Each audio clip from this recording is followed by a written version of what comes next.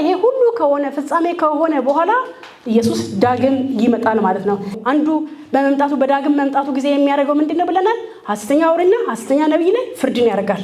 ሌላው የበግና የነጩን ፍርድ ይሰጣል። ማቴዎስ 25 ላይ ያለው ማቴዎስ 25 ቁጥር 31 ላይ የሰው ልጅም በክብሩ በሚመጣበት ጊዜ ከእርሱ ጋር ቅዱሳን መላእክቱ ሁሉ ከእርሱ ጋር እንማን ቅዱሳን መላእክት ሁሉ በዚያን ጊዜ በክብሩ ዙፋን ይቀመጣል። አሕዛብም ሁሉ በፊቱ ይሰበሰባሉ። እረኛም በጎቹን ከፍየሎች እንደሚለይ እርስ በርሳቸው ይለያቸዋል። የመለየትን ስራ ይሰራል። ምድር ላይ ሕያው ሆኖ የሚኖር የነበሩ ሰዎች በሕይወት ያሉ ሰዎች አሉ። አሁን የሞቱት ሞቷል፣ ዘመናቸውን ይጠብቃሉ የፍርድን ጊዜ። ሕያው ሆኖ የተንቀሳቀሱ ያሉ ሰዎች አሉ። እዛ ኢየሱስ ክርስቶስ ሲመጣ በሕይወት ያሉትን ሰዎች ይለያቸዋል። በጎቹን በቀኙ ፍየሎቹንም በግራው ያቆማቸዋል። እና ንጉሱም በቀኙ ያሉትን እንዲህ ይላቸዋል፣ እናንተ የአባቴ ብሩካን ኑ፣ ዓለም ከተፈጠረበት ጊዜ ጀምሮ የተዘጋጀላችሁን መንግስት ውረሱ። ምክንያቱስ ተርቤ አብልታችሁኛልና፣ ተጠምቼ አጠጥታችሁኛልና፣ እንግዳ ሁኜ ተቀብላችሁኛልና። ሪዝን የበግና የፍየል ፍርድ ምክንያቱ ምንድን ነው? ኢየሱስን ተርቦ ማብላት፣ ተጠምቶ ማጠጣት፣ ታርዞ ማልበስ። ክራይቴሪያ ኢየሱስን የግል አዳኝ አድርጎ መቀበል አይደለም። ምክንያት ሪዝኑ ይሄ ነው።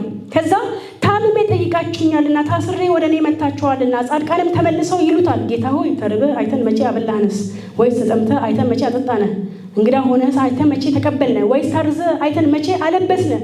ወይስ ታመህ ወይስ ታስረህ አይተን መቼ ወደ አንተ መጣን? ንጉሱም መልሰው እውነት እላቸዋለሁ ከሁሉ ከሚያንሱ ከነዚህ ወንድሞቼ ለአንዱ እንኳን ስላደረጋችሁት ለእኔ አደረጋችሁት ይላቸዋል። ኢየሱስ ክርስቶስ የእስራኤላውያን ወንድም ነው፣ በስጋ ከእነርሱ የተገኘ ነው።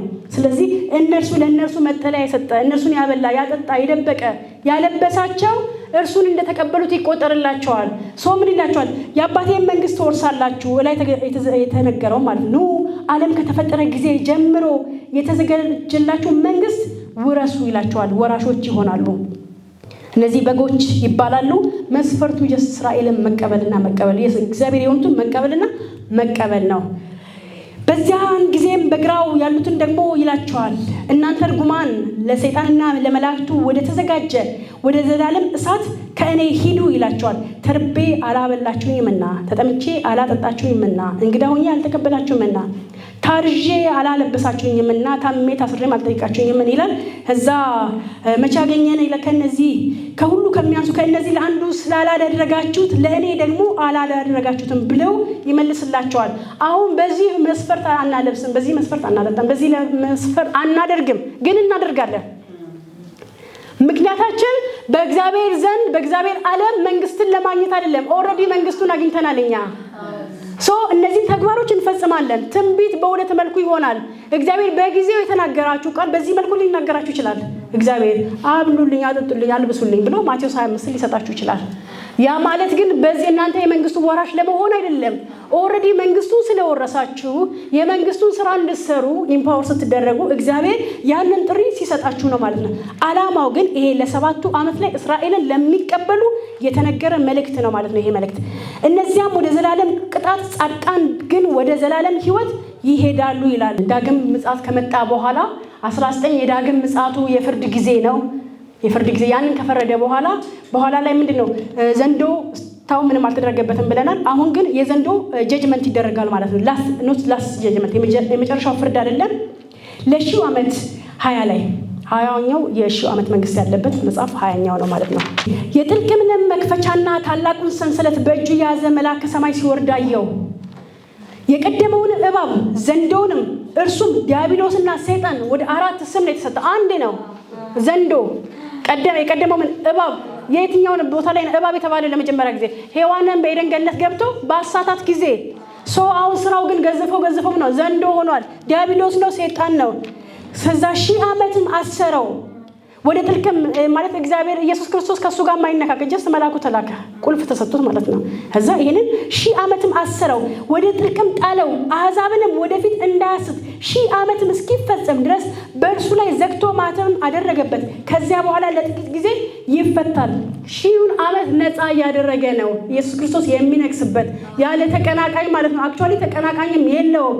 ነገር ግን ሰዎችን እንዳያስት ታሰረ እና በዚህ ጊዜ በሰው ውስጥ የሚሰራው አመጽ በስጋቸው ውስጥ ያለው አመጽ ብቻ ነው እንጂ አውትዋርድ ተጽዕኖ የለም ማለት ነው። የውጪ ድምጽ የለም። ተይዟል፣ ታስሯል። ሰይጣን መስራት አይችልም በዚህ ዘመን ላይ። ግን በሰው ስጋ ውስጥ ምን ሆኗል? ኃጢአት ስላለ ፊዚካሊ ምድር ላይ የሚኖሩ ሰዎች አሉ።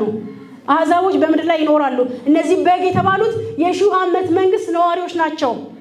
በስጋቸው ውስጥ የማይበሰብሰውን ስጋ ያለበሱ ይሄ የሚበሰብሰው ስጋ የለበሱ ሰዎች አሉ ማለት ነው። ኃጢአት ኢንስፓየር ያደርጋቸዋል እንዲያምፁ ምናምን ሊያደርጉ ይችላሉ። ቁጥር 4 ላይ ስንመጣ 1000 ዓመት እስኪፈጸም ይላል። 1000 ዓመት የሚባል አለ ማለት ነው። አሁን 1000 ዓመት ያኔ ያህል የጎላ መጽሐፍ ላይ 1000 ዓመት መንግስት የሚል አናየም። ኮንሴፕቱን ሐሳቡን ነው የምናገኘው። ግን በጣም ብዙ መልእክቶች ለ1000 ዓመት የተጻፉ መልእክቶችን እናገኛለን። ኢቭን የዚህ ዘመን አድርገን የምንወስዳቸው ለ1000 ዓመት መንግስት የተነገሩ ቃሎች አሉ። ቁጥር 4 ላይ ዙፋኖችንም አየሁ ይላል እና ዙፋኖችንም አየሁ ነው። አንዱ ዙፋን አይደለም። በእነሱ ላይ ለተቀመጡ ዳኝነት ተሰጣቸው። ስለ ኢየሱስ ምስክርና ስለ እግዚአብሔር ቃል ራሶቻቸው የተቆረጠባቸው ሰዎች ነፍሳት ለአውሬውና ለምስሉም ያልሰገዱትን ምልክቱንም በግንባራቸው በእጆቻቸውም ላይ ያልተቀበሉትን አየሁ። ከክርስቶስ ጋር 1000 ዓመት ኖሩና ነገሱ። እዛ ምድር ላይ የነበሩ ምልክቱን ያልተቀበሉ ኢየሱስን የተቀበሉ ያመኑ የተጠባበቁት ጸንተው የኖሩትን ወደ 1000 ዓመት መንግስት እንዲገቡ ተፈቀደላቸው ማለት ነው። ይሄ የ1000 ዓመት መንግስት መክፈቻ ነው ማለት ነው። ተጀመረ። የቀሩት ሙታን ግን የ1000 ዓመት እስኪፈጸም ድረስ በህይወት አልኖሩም። ወደ 1000 ዓመት መንግስት ምንድነው እሱ? የ1000 ዓመት መንግስት ነዋሪዎች እነማን ናቸው ካልን በዘመኑ ሁሉ ከአዳም ዘመን ጀምረው ቅዱሳን የተባሉት ሁሉ የ1000 ዓመት መንግስት ነዋሪዎች ናቸው። ግማሹ በማይበሰብሰው በከበረው ስጋ ሆነው ወደ 1000 ዓመት መንግስት ገብቷል። ግማሹ ደግሞ በሚበሰብሰው ስጋ ውስጥ ሆነው ነዋሪ ሆነው ገብቷል። እነዚህ ምንድናቸው? የ1000 ዓመት መንግስት ነዋሪዎች ገዢነትን ይይዛሉ። ካህናትና የመንግስቱ ካህናትና ነገስታት ይባላሉ ይላል። የመግዛትን አውቶሪቲ ተቀብለው ስልጣንን ተቀብለው ነው ወደዛ መንግስት የሚገቡት። አስተዳዳሪዎች ይሆናሉ ማለት ነው። ዘዳግም 32 ቁጥር 8 እና 10 የአዳምን ልጆች በለየ ጊዜ እና ከአዳም ጀምሮ ነውና ከአዳም ጀምሮ ይገባሉ። እስራኤል ግን ለራሱ ለብቻው ምን ይዘጋጅለታል? ርስት ይዘጋጅለታል። ዘዳግም ስለ እስራኤል ስለሚያወራ የሙሴ መጽሐፍ ማለት ይሄ ህጉ ስለ አዳም አይደለም የሚገደው ስለ እስራኤል ህዝብ ነው። ነገር ግን አዳም የተባለው ማለት የሰው ልጅ የሚባሉ ሁሉ እድል ፈንታ በእግዚአብሔር መንግስት ውስጥ እድል ፈንታ በሚያገኙ ጊዜ ለእስራኤል ህዝብ ምን ተዘጋጅቶለታል? ስፍራ ተዘጋጅቶለታል ማለት ምድር ላይ የሚያገኘውን የሚወርሳትን ከነዓን ሳይሆን በ1000 ዓመት መንግስት ውስጥ የሚያገኘውን ፖርሽን እድል ፈንታውን የሚወርሰውን ዘላለማዊ መንግስት ነው እግዚአብሔር እየተናገረ ያለው። ያው ግን ይችኛዋን ለምንም ይወስዷታል፣ ለከነዓንም ይወርሷታል። ትሆናለችም፣ ለዛም ትሆናለች። ግን የእግዚአብሔር አጀንዳ በ1000 ዓመት መንግስት ውስጥ እስራኤል ድርሻ አለው፣ ፖርሽን አለው። ከማን ጋር? ከአዳም ጋር። አዳም ማን ነው? የሰው ልጅን ሁሉ የሚወክል ነው ማለት ነው። ኦኬ። ሌላው ምንድነው? ቤተክርስቲያን ያገኘችው ቦታ አክቹአሊ የእስራኤልን ቦታ ነው፣ የእስራኤልን ፖዚሽን ነው። ወደ ገዛ ወገኑ መጣ፣ የገዛ ወገኑ አልተቀበሉትም። ከዛ በስሙ ለሚያምኑት ለተቀበሉት ለእነርሱ የእግዚአብሔር ልጆች የሆኑ ዘንድ ስልጣንን ሰጣቸው፣ አውቶሪቲን አገኙ። እና ስልጣን ካገኘ ምን ታደርጋ? ትገዛለህ። እና የእግዚአብሔር ልጆች እነማን ናቸው ካልን ቤተክርስቲያን ናት። ቤተክርስቲያን ጀጅ ማድረግ ትችላለች፣ መፍረድ ትችላለች። አውቶሪቲን አግኝታለች፣ ወደ ገዢነት ስፍራ መጥታለች። በ1000 መንግስት ላይ ትልቁ ገዢ ከሚሆኑት ውስጥ አንዱ ቤተክርስቲያን ናት ማለት ነው። ቤተክርስቲያን እድል ፈንታ አላት። ማቴዎስ 19:28 ለቤተክርስቲያን የደረሰው በረከት መንፈሳዊ በረከት ነው። እስራኤል ምድር ላይ ያገኘችው በረከት ምድራዊ በረከት ነው ማለት ለሰማያዊ ተስፋ ነው። ግን በረከታቸው ሁሉ በምድራዊ ነው የሚመነዘረው። ቤተክርስቲያን ጋር ከመጣን ግን በረከቶቻችን ሁሉ መንፈሳዊ በረከት ነው። የአብርሃምን በረከት ይደርስላቸው ዘንድ አይደል የተባለው? ጌታ በሚመጣበት ዳግም በሚመጣበት ጊዜ ያልሞቱ ሕያው የነበሩ ወደ 1000 ዓመት መንግስት የሚገቡ ማን? እስራኤላውያን። ከዛ ደግሞ በግ የተባሉት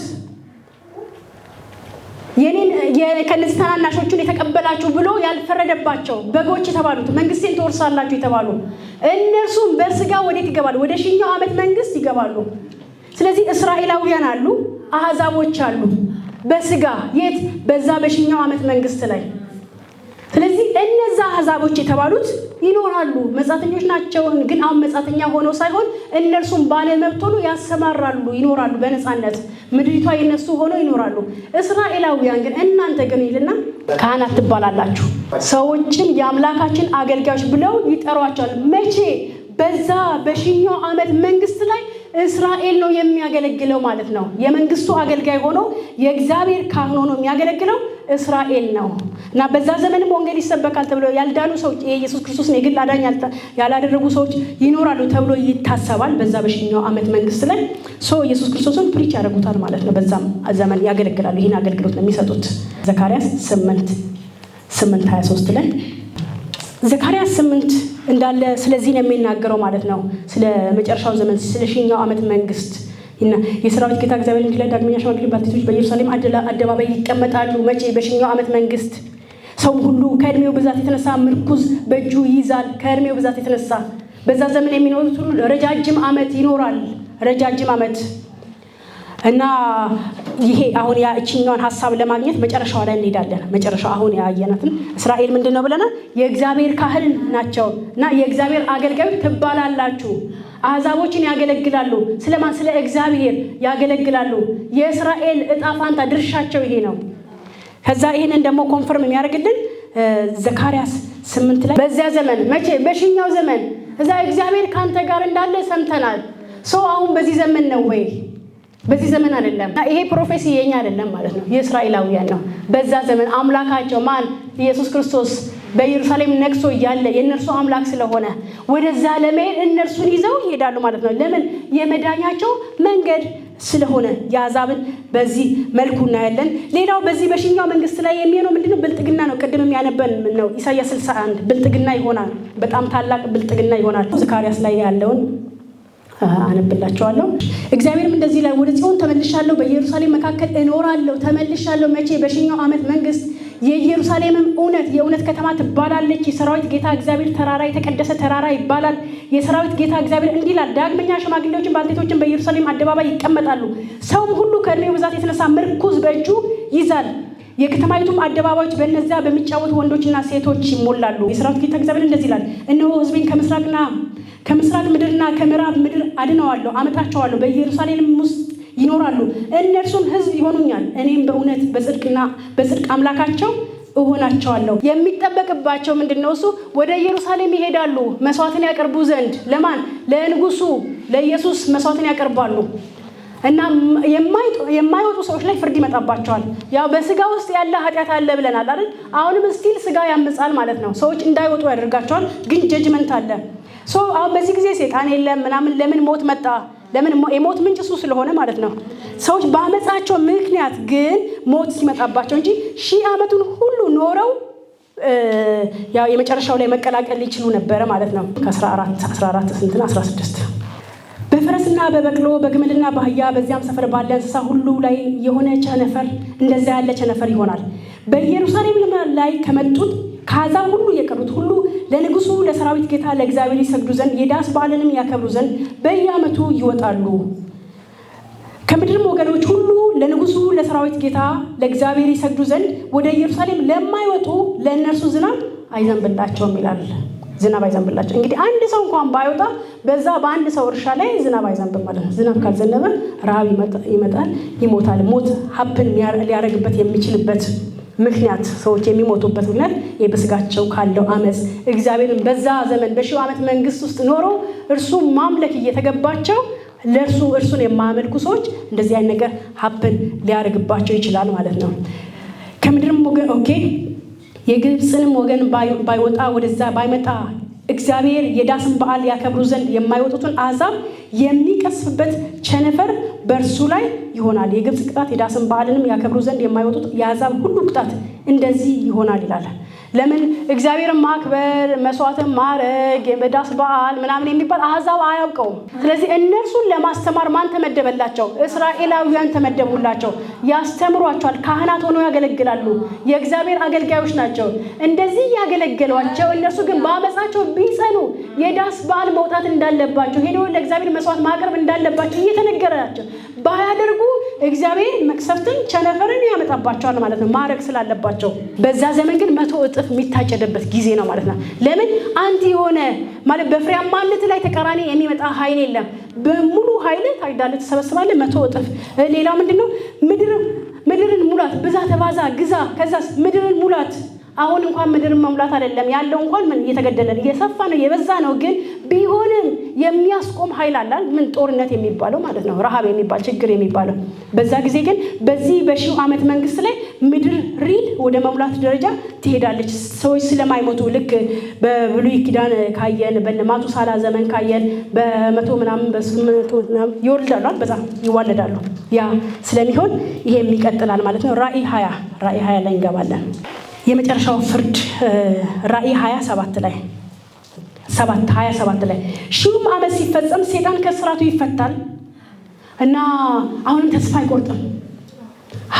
ሐሰተኛው አውሬ ተጥሏል፣ ሐሰተኛው ነቢይ ተጥሏል። ያን ሁሉ ተወግቶ እና ንስሐ ዕድል እንዲሰጣቸው ባይዘወይ ክርስቲያን ተስፋ ይቆርጣል። ተስፋ አንቆርጥም አትበሉ። ቢሆን ለምንድን ነው እግዚአብሔር ተስፋ ትኩረት ጽና ስለማን ጸና እኮ ነው፣ ስለምንዋልል ጽና በርታ ምናምን አድርግ። ክርስቲያን በጣም ተስፋ ይቆርጣል። ሰው የተባለ እጅግ በጣም ተስፋ ይቆርጣል። 10 ጊዜ ለአንድ ጉዳይ ለምንድን ነው እግዚአብሔር ትንቢት የሚነግረን?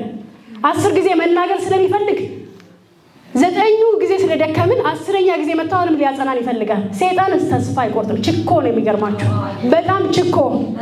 ስለዚህ የምትጸኑት በእግዚአብሔር ቃል ነው እንጂ ተስፋ ስለምትቆርጡ አይደለም። መጽሐፍ ቅዱስ በደንብ አድርጎ ያሳየናል። በእግዚአብሔር መጽናት ብቻ ነው ያለ ነው። ኢያሱስ ጽና፣ አይዞ በርታ።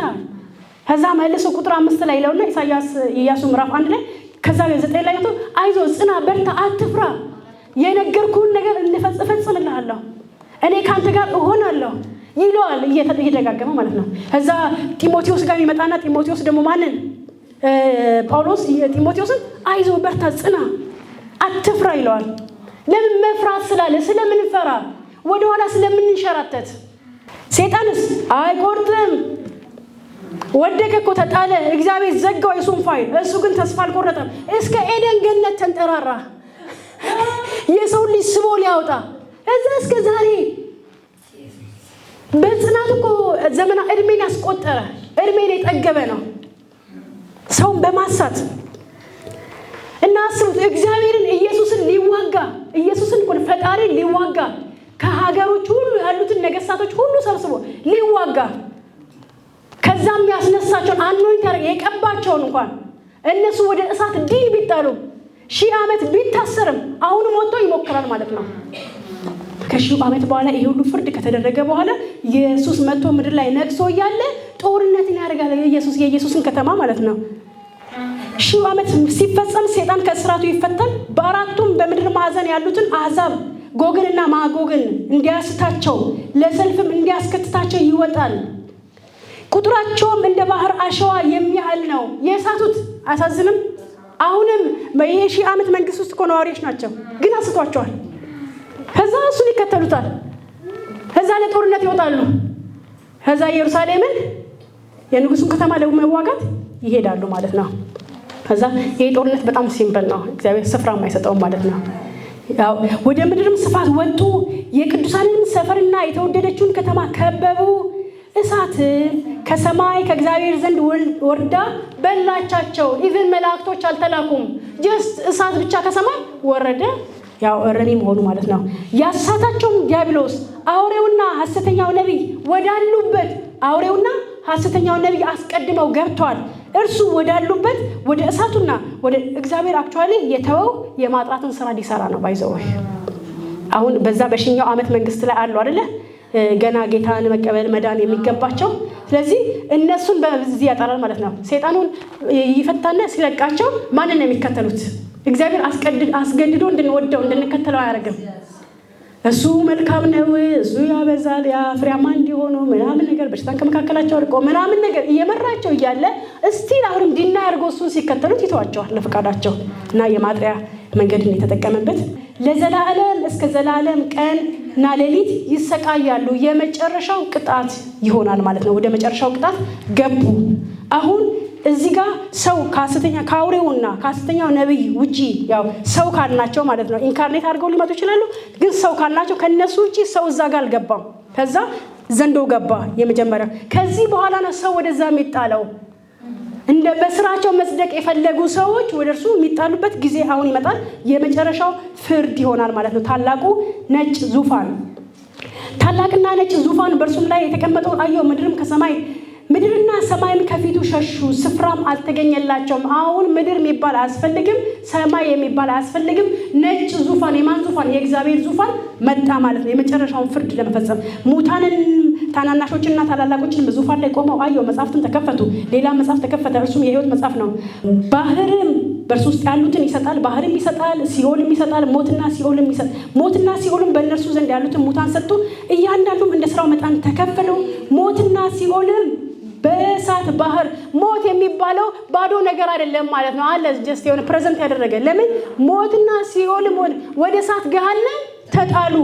መንፈሳዊ ነው እንጂ አለ ሰብስታንስ ነው ማለት ነው። ሰብስታንስ በመንፈሳዊ ዓለም ብንል የምንዳስሰው ነገር ነው። ግን በዚህ ዓለም ላይ የምንዳስሰው የምንነካው ጉዳይ አይደለም። ስለዚህ ወዴት ተጣሉ? ወደ እሳት ዲን ተጣለ ይላል። ይህም የእሳት ባህር ሁለተኛው ሞት ነው። በሕይወት መጽሐፍ ተጽፎ ያልተገኘ ማንኛውም በእሳት ባህር ውስጥ ተጣለ ይላል። አሁን አለቀ። ሰማይና ምድር ሸሸ፣ ከፊቱ ሊቆም አልቻለም። ዘንዶ ወደ እሳት ዲን ተጣለ፣ አውሬው ተጣለ፣ ሁሉ ነገር ጸዳ፣ ሞትና ሲኦልም ተወገደ። የኢየሱስ ክርስቶስ የሆኑት ግን በዙፋን ላይ የተቀመጡት እነርሱ እንዳሉ ነው። ስለዚህ አሁን ለእነርሱ አዲስ መንግስት፣ አዲስ ዓለም ሊፈጠርላቸው ይገባል። አዲሱ ሰማይና አዲስ ምድርንም አየው ይላል። ሪሊው የማድረግ ልክ እኛ ምን ነበር? ሙታን ሆነን አልነበረ? እዛ ሆፕለስ ተስፋ የሌለን ሰዎች ነበርን። እዛ ቦርን እንድንደረግ ዳግም እንድንወለድ ሕያው እንድንሆን እንደገና እድል እንድናገኝ ተደረገን። ለምድርም ውልደቷ ነው ባይዘወይ በዛማ እሾህን የምታበቅል ሆና ምድር። ስለዚህ እቺ ምድር ታልፋለች ማለት ነው። አታስፈልግም፣ ከርስድ የተረገመች ስለሆነች። ስለዚህ አዲስ ምድርና አዲስን ሰማይ እግዚአብሔር ያመጣል ማለት ነው። አዲስ ሰማይና አዲስ ምድርን አየሁ። ፊተኛው ሰማይና ፊተኛው ምድር አልፏል። ባህርም ወደፊትም የለም። ባህር ምንድነው? የባህር ንጉሶች ብለናል። ካሁን በፊት አይተናል። ባህር ማይኖርበት የባህር መኖሪያው የባህር እንስሳቶች አይኖሩም በሰማይ ተብሎ ይታሰባል። እባቡ ስለሆነ በዛው ንጉስ። የምድር እንስሳ አንበሳ ነው ብለናል። በአንበሳ ተመስሎ ምናምን አይተናል። እና ባህርም በዚያ የለም ይላል። ቅድስቲቱን ከተማ አዲስቱ ኢየሩሳሌም ለባሏ እንደተሸለመች ሙሽራ ተዘጋጅታ ከሰማይ ከእግዚአብሔር ዘንድ ስትወርድ አየሁ። ታላቅ ድምፅም ሰማሁ፣ እነሆ የእግዚአብሔር ድንኳን በሰዎች መካከል ነው። አሁን መቅደስ በብሉይ ኪዳን ሲደረግ የነበረው መቅደስ ሲንቀሳቀስ የነበረው ሰለሞን የሰራው መቅደስ፣ አሁን ደግሞ እኛ እግዚአብሔር መቅደስ ሆነን እዚህ ምድር ላይ የምናገለግለው ሁሉ እንደ ምሳሌ ነው። የሚመጣ መቅደስ አለ ምድር ላይ የሚመሰረት። ያቺ ከተማ የእግዚአብሔር ከተማ ማለት ነው። እኛን ሁሉ ጠቅላላ የምትይዝ እነሆ የእግዚአብሔር ድንኳን በሰዎች መካከል ነው፣ ከእነርሱም ጋር ያድራል፣ እነርሱም ሕዝብ ይሆናሉ። እግዚአብሔር እርሱ ራሱ ከእነርሱ ጋር ሆኖ አምላካቸው ይሆናል። እንባዎችንም ሁሉ ከዓይኖቻቸው ያብሳል። ሞትም ከእንግዲህ ወዲህ አይሆንም፣ ሐዘንም ቢሆን ወይም ጩኸት ወይም ስቃይ ከእንግዲህ ወዲህ አይሆንም፣ የቀደመው ሥርዓት አልፏልና ብሎ ሲናገር ሰማው። በዙፋንም የተቀመጠው እነሆ ሁሉን አዲስ አድርጋለሁ አለ። ለእኔም እነዚህ ቃሎች የታመኑና እውነተኞች ናቸው ጻፍ አለኝም ተፈጽሟል። አልፋና ኦሜጋ የመጀመሪያውና መጨረሻው እኔ ነኝ። ለተጠማ ከሕይወት ውሃ ምንጭ እንዲያው እሰጣለሁ። እኔ እሰጣለሁ። ድል የሚነሳ ይህን ይወርሳል። አምላክ ሆነዋለሁ፣ እርሱም ልጅ ይሆነኛል ይልና የማይገቡትን ይላል። እዛ በዚህ ላይ ይጨርሳል ማለት ነው። በዛ ስንሄድ የሕይወት ዛፍን ይበላሉ። ከዛ የሚወጣው ውሃ ደግሞ የፈውስ መድኃኒት ይሆናል ይላል። በዚህ የመጨረሻውን ክፍል እንጨርሳለን ማለት ነው። ጌታ መልካም አምላክ ነው። ጌታ እናመስግነው። የኃጢአት ደሞዝ ምንድነው? ሞት ነው። የሰው ልጅ ሁሉ ኃጢአተኛ ስለሆነ ሞት ይጠብቀዋል። ሞት ደግሞ ምንድነው? ፍርድ ነው። ማተቡን የፈታ በሚለው ርዕስ ነው ዛሬ የምንመለከተው። መልእክታችን ምንድነው? ትንሣኤ፣ የሙታን ትንሣኤ። ሱባኤ ማለት ሳምንት ማለት ነው። ስለዚህ 7 ሳምንቶች። በሞት የሁለተኛ ሞት አይጎዳም። በትንሣኤ የመጀመሪያው ትንሣኤ ይጠቅማል። ለማን? ድል ለነሱት፣ ላሸነፉት። ሶስት ሰባቶች አሉ ብለናል። አንዱ 7 ማዕተብ ነው፣ ሁለቱ 7 መለከት ነው፣ ሶስተኛው 7 ጽዋ ነው። ስለዚህ ይሄ ጻድቅ ፈራጅ የሆነው አምላክ በዙፋን ላይ ተቀምጦ ነበረ። ሲቀመጥ ግን በጥፋት ልጅ ላይ በምድር ላይ በኃጢአት ሁሉ ላይ የሚፈረድበት የመጨረሻውን የጥፋት ጽዋ በእጁ ይዞ ነበር። በማዕተብ የተዘጋ ምኖች ናቸው ግን ሙታን ታናናሾችንና ታላላቆችንም በዙፋኑ ፊት ቆመው አየው። መጽሐፍትን ተከፈቱ ይላል። የመጀመሪያው አጀንዳው እግዚአብሔር በሕይወታችን ላይ እኛን የሚፈልግበት ትልቁ ዓላማው ከእርሱ ጋር እንድንኖር ነው። የእግዚአብሔር ጽድቅ እንድንሆን ኃጢአት ያላወቀውን እርሱን ምን አደረገው? ኃጢአት አደረገው ስለኛ። ስለዚህ ኃጢአት የነበረው ሰው ሁሉ አሁን ጻድቅ ተደርገናል፣ ሆነናል። በማን ስራ? በክርስቶስ ስራ። በመጀመሪያ መምጣቱ ኃጢአትን ስላስወገደ። ነገር ግን ዘላለማዊ ጽድቅ ኢቭን አሁን ኃጢአት ስጋችን ውስጥ ምን አለ? ኃጢአት አለ። የኃጢአት ዘር አለ። ኃጢአተኞች አይደለንም። በስጋችን ያደረ ኃጢአት ግን አለ። ከዚህም ሪዲም እንደረጋለን፣ እንዋጃለን።